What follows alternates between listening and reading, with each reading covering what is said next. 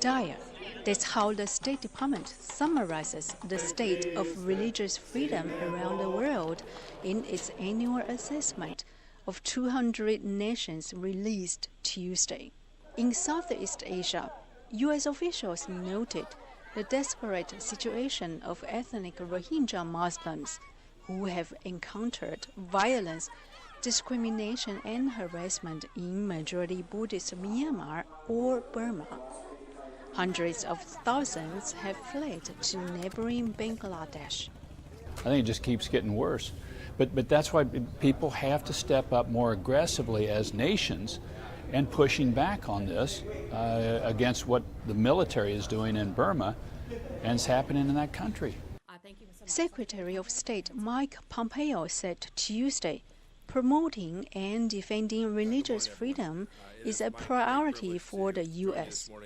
He announced a meeting this summer with foreign counterparts. This ministerial, we expect, will break new ground. It will not just be a discussion group. It will be about action.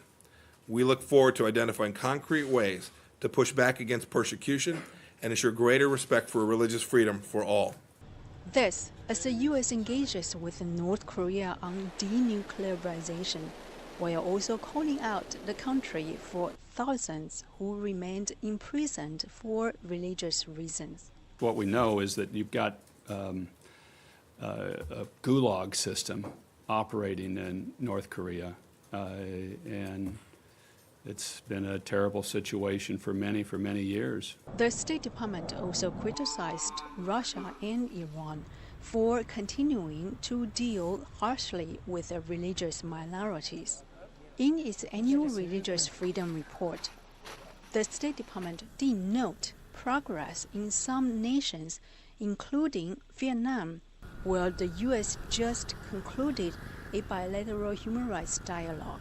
They recently passed a law on religion and belief, and they're in the throes of implementing that law, and they've been willing to talk to us about the law and its implementation, but we're still concerned that there are restrictions on the ability of individuals and churches and other religious institutions to freely exercise their right to religion. Senior U.S. officials say promoting religious freedom is instrumental to combating terrorism and facilitating economic growth throughout the world.